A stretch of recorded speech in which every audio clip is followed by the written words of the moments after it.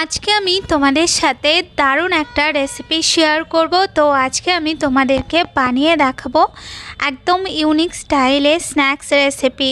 আর এইভাবে একবার potato snacks বানিয়ে দেখবে, খেতে কিন্তু খুব ভালো লাগে।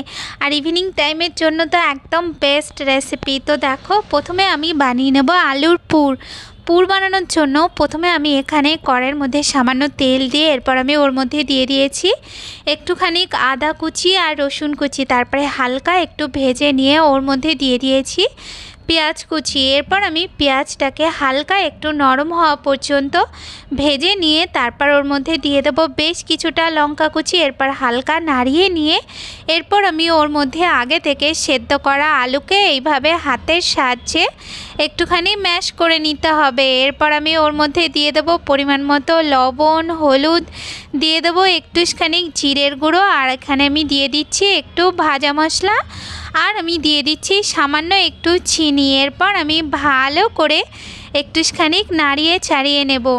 একটু সময় নাড়াচাড়া হয়ে গেলে তারপর আমি ওর মধ্যে বেশ কিছুটা ধনেপাতা দিয়ে একটু নাড়িয়ে নেব। তো এই যে দেখো, আমাদের আলুর পুরটা একদম রেডি হয়ে গেছে। এরপর আমি আলুর পুরটাকে নামিয়ে একটু ঠান্ডা করে নেব।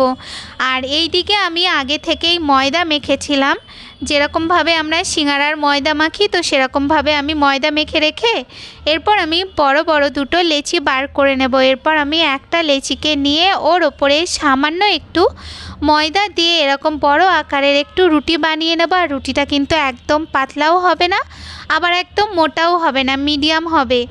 এরপর আমি ওর মধ্যে দিয়ে দেবো আলুর পুরটা ওর ওপরে দিয়ে তারপরে আমি একটা চামচের সাহায্যে আলুর পুরটাকে একটু রুটির ওপরে চার সাইডে একটু ভালো করে একটু লাগিয়ে দিতে হবে।